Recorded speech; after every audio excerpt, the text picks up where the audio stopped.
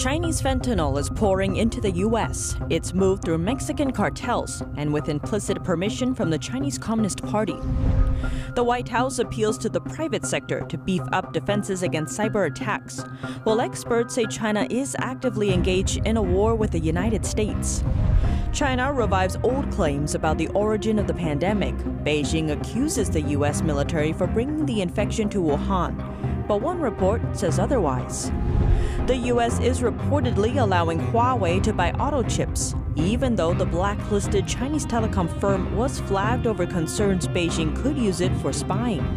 And pressure to get citizens vaccinated is rising in China. Some governmental organs and state-owned companies now order employees to persuade others to get the shot.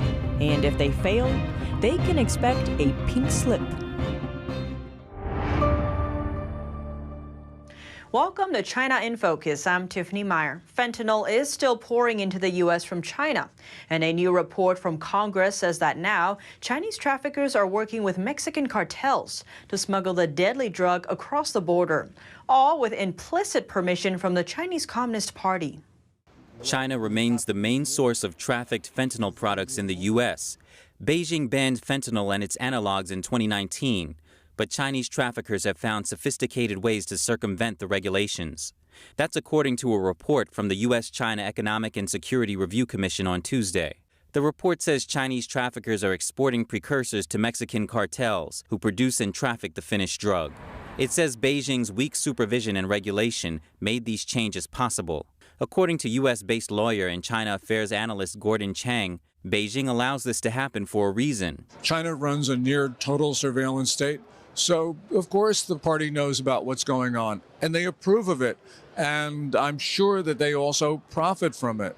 But really what the party wants to do is weaken the United States, and they want to kill Americans. And so we should look at those 53,000 or so Americans who died last year from fentanyl as murdered by the Chinese Communist Party. The National Center for Health Statistics says more than 56,000 people died from synthetic opioid overdose in 2020. That's 20,000 more than the year before. The report says since China banned fentanyl in 2019, there was a decline in the amount of the finished drug being shipped directly from China.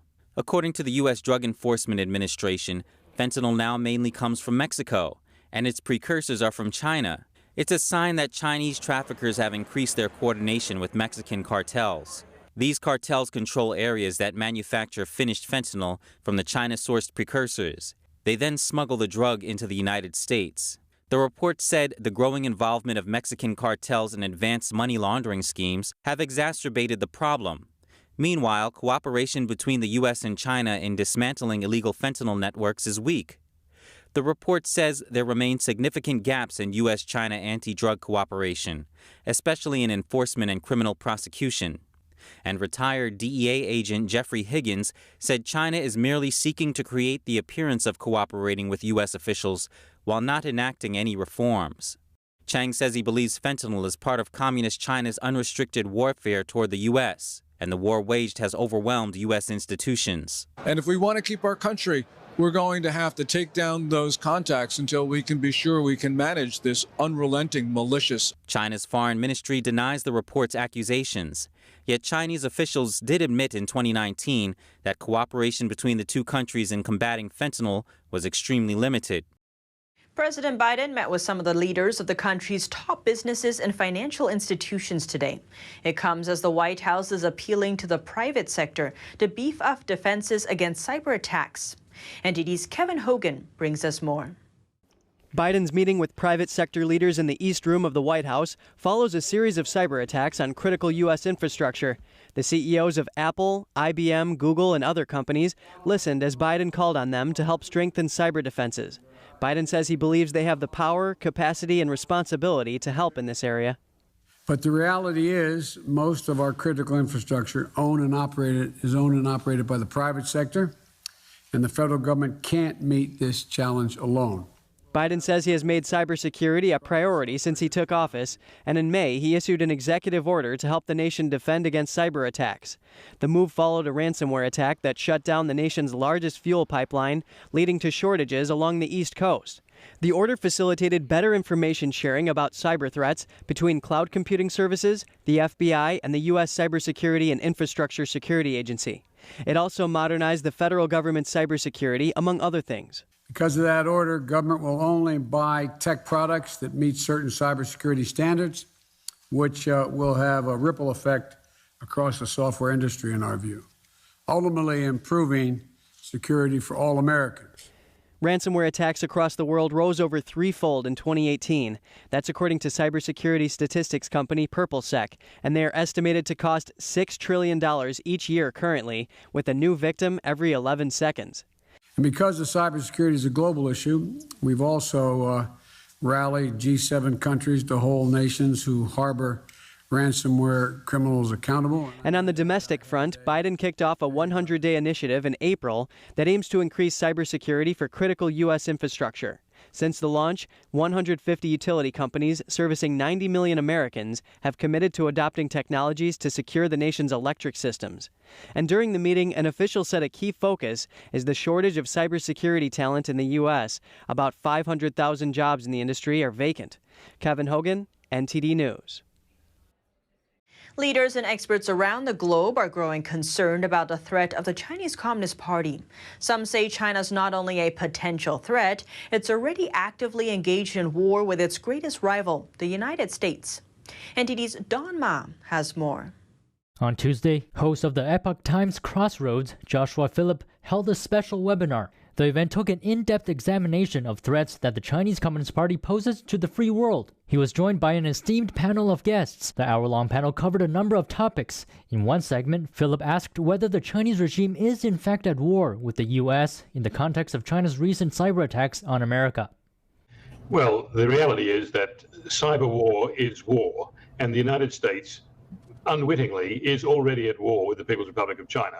The most recent cyber attack tied the Chinese Communist Party, or CCP, to a hack on Microsoft's Exchange email servers. It affected dozens of companies and government entities. Gordon Chang says the CCP's cyber warfare poses a threat to every American.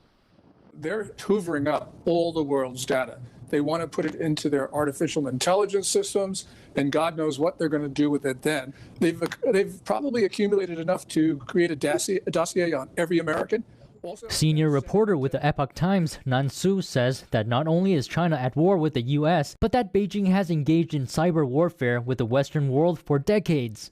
So think about this. They have been launched this kind of a warfare against the Western world ever since the 90s. And most of the people living in the Western world didn't even feel it, didn't even know about it. So basically, this kind of attack from China, they are not randomly happen. They are the attack directly from Chinese Communist Party. Casey Fleming, CEO of a cyber threat consulting firm, makes it clear that China doesn't want to coexist peacefully with the U.S. Their values are diametrically opposed with our values. The Chinese Communist Party will never coexist with any other nation state. Basically, the war that they are engaged in against every man, woman, and child in America and all of our allies is unrestricted war. And that's everything short of conventional warfare. What that means is they want to weaken our economy. They want to weaken everything to do with us. Drug warfare, education warfare, telecommunications warfare, cyber warfare, religious warfare. There's literally over 100 different methods of unrestricted hybrid warfare. That I think Fleming adds that since the CCP is already at war with the U.S., Americans have to assume that everything it does carries the intent of superseding the U.S. we have to assume that the CCP, every piece of technology coming out of China has been weaponized. If it can be weaponized, it will be weaponized, whether it's a charge cable, whether it's an appliance, an air conditioner. You just have to assume that everything is weaponized from the CCP. Nan Su puts China's threat into perspective. You wouldn't find any other regime in the history of mankind will even come close to what the kind of danger the Chinese Communist regime has imposed to today's world. So Su says in order to deal with the CCP, democratic nations must stop investing in China. Previously, some believed that China's modernization would shift the country more towards democracy, but actions show that theory hasn't worked in practice. Don Ma, NTD News. A new report from Duke University says data brokers in the U.S. are risking national security by selling information on U.S. military personnel. Data brokers are companies that collect and sell data for a variety of uses. Critics say the industry is ripe for abuse. At least 3 large companies are selling information on active duty U.S. military personnel. That's according to a Duke University report released on Monday. The study surveyed major data brokers in the United States, including LexisNexis, Axiom, and Nielsen.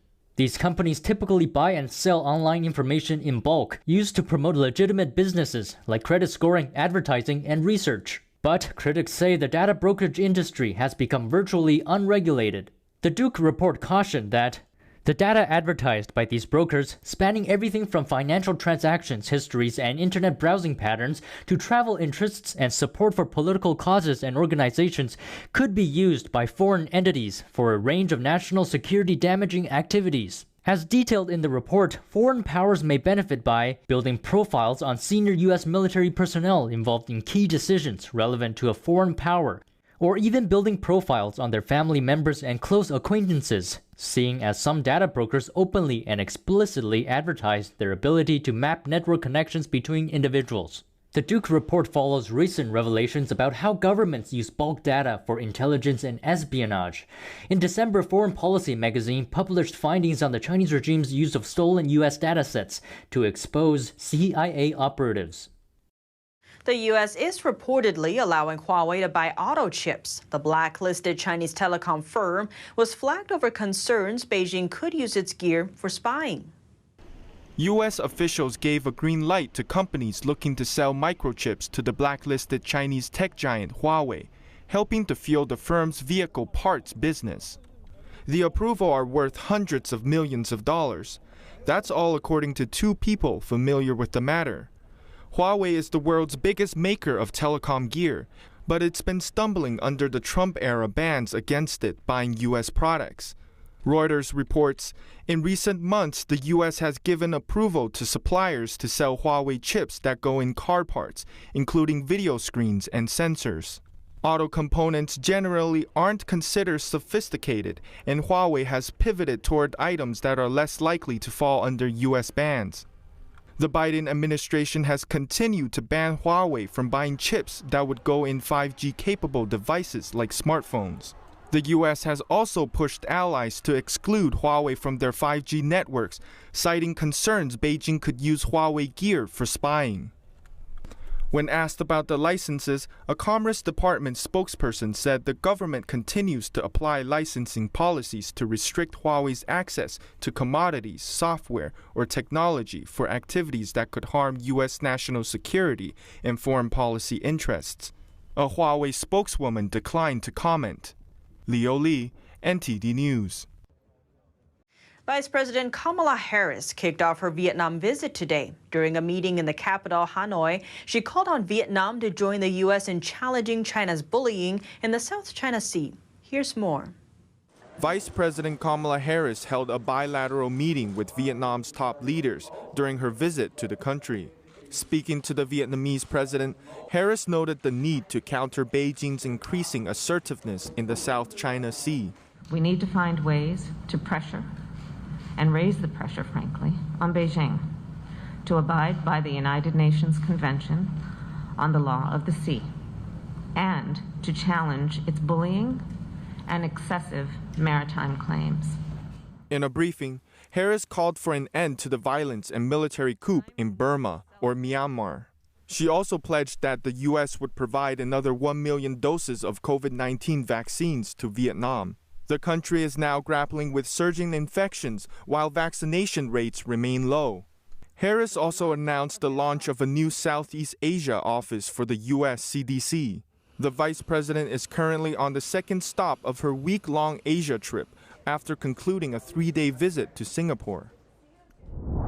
Wall Street and Beijing are meeting up. A source told Reuters on Wednesday that a group of Wall Street figures and Chinese officials plan to speak virtually for the first time this year. On the docket, strengthening financial ties and bilateral relations. The meeting group is called the China-U.S. Financial Roundtable. Formed in 2018, its most recent meeting was held last October. The group is co-chaired by former Chinese Central Bank Governor Zhou Xiaochuan and John Thornton, a veteran of Goldman Sachs Group and chairman of Barrick Gold Corp. The meeting is planned for this fall. The roundtable did not immediately respond to a request for comment. A new U.S. intelligence review on the origin of the pandemic is due for release. But ahead of time, Beijing is taking the offensive. In the past few weeks, Chinese state media outlets have been amplifying a claim that the virus was brought to Wuhan by the U.S. military, though a new investigative report is debunking the accusation. A new propaganda campaign has been cropping up in China in recent weeks. Chinese state-run news sources have resurrected an old claim that the CCP virus, which causes the COVID-19 disease, came from the U.S. That's ahead of the release of a U.S. intelligence report about the pandemic's origin. U.S. President Joe Biden ordered the probe in May. Previously, suspicions that the virus leaked from a Wuhan lab had been dismissed, written off as a conspiracy theory. But now, ahead of the new report's release, Beijing appears to have gone on the offensive. China's state-run television broadcaster CCTV ran its own report suggesting the U.S. military may have introduced the virus to the country during an athletic event. It says during the Military World Games 2019, 5 U.S. military contestants developed symptoms of infectious diseases, such as fever, coughing, and diarrhea, and were rushed to Jinyintan Hospital, a famous infectious disease hospital in Wuhan. The Games were held in October 2019. They attracted thousands of athletes from around the world, including a few hundreds from the U.S. But according to U.S.-based media Voice of America, none of the 5 athletes were identified as U.S. citizens. Instead, a hospital director once told Chinese media that the 5 foreign athletes who received treatment actually suffered from malaria. He added that the incident had nothing to do with COVID-19. The CCTV report claimed the preliminary diagnosis was malaria, then noted that malaria only exists in places with extremely poor hygiene conditions, such as Africa. The report later questioned how U.S. soldiers got malaria if they weren't suffering from COVID-19. At the time, local Chinese media reported that 2 of the 5 sick athletes were from Africa. No mention was made of American athletes. Not long after, CCTV claimed the U.S. military had sent planes to pick up the sick athletes for treatment in the U.S. That claim contradicted earlier reports, which had said 2 of the athletes voiced appreciation to Chinese hospital staff for their treatment. This isn't the first time Beijing tried to shift blame to the U.S. over the pandemic's origin. Even China's foreign ministry spokesman at one time tried to spread the military games theory. But most of Beijing's reports provide little to no evidence to support the allegations. The first cases of COVID-19 were reported in Wuhan, China in December 2019. A U.S. military official told the Washington Post he has no knowledge of American troops falling ill with COVID-19-like symptoms during the athletic event in China.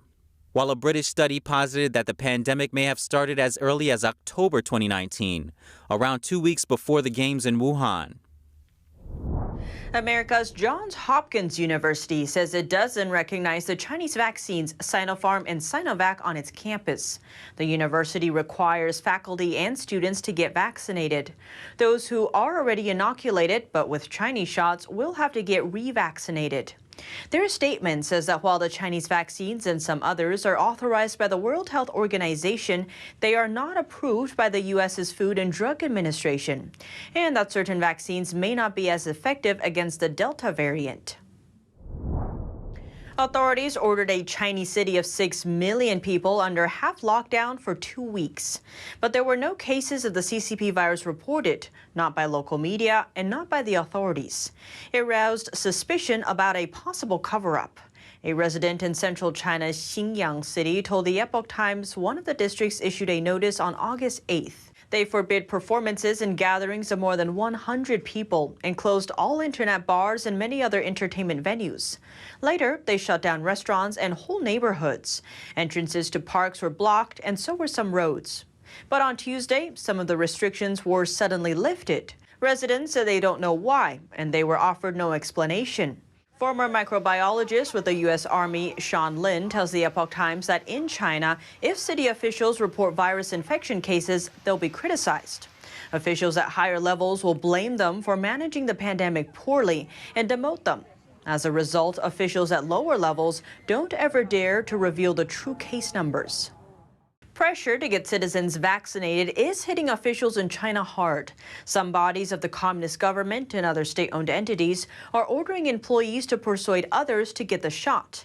And for anyone who fails to convince 2 others to get inoculated, a pink slip is on its way. Here's more.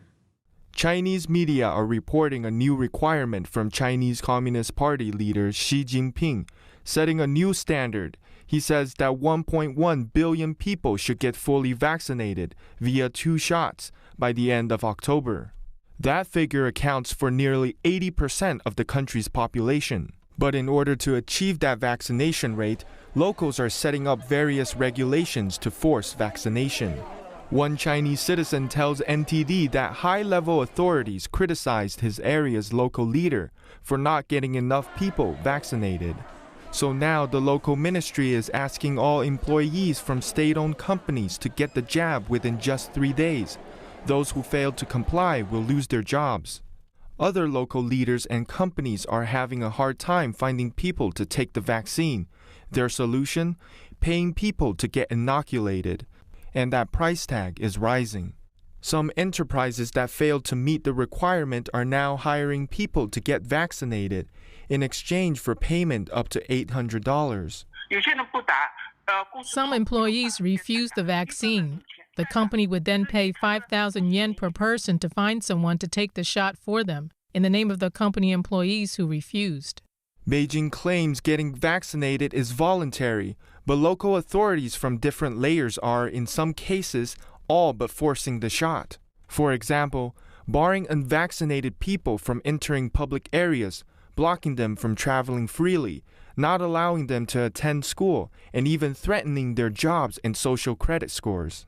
Just recently, multiple provinces across China released official notices saying they would hold anyone who contracts the virus accountable if they're unvaccinated. Social media app TikTok, which has been linked to the Chinese Communist Party, is partnering with e-commerce giant Shopify. It seems Shopify is going to help power TikTok's e-commerce business in the US, UK, and Canada. Here's NTD's Evelyn Lee with more. TikTok users can soon buy products directly through the short videos on the app. That could pose a threat for Facebook. Until now, shopping was only possible through ads. In a deal with Shopify, TikTok will soon let businesses add a shopping tab on their profiles. This will create something like a mini storefront that links directly to checkout at their online store. The video app hopes to replicate the success of Douyin, its twin app for the Chinese market. TikTok is working with merchants in markets like the US, UK, and Canada to find ways they can sell products to millions of users directly. ByteDance is the company that owns both Douyin and TikTok and is based in Beijing. It came under intense scrutiny during the Trump administration, which banned TikTok and other Chinese apps because of security concerns. Chinese security laws require companies to cooperate with intelligence agencies when asked to, and critics say the app could be used as a spying tool for the Chinese Communist Party. On top of that, they say that users' content could be censored when deemed politically sensitive. Evelyn Lee, NTD News. And that's all for today's China in Focus. Thanks for watching and see you tomorrow.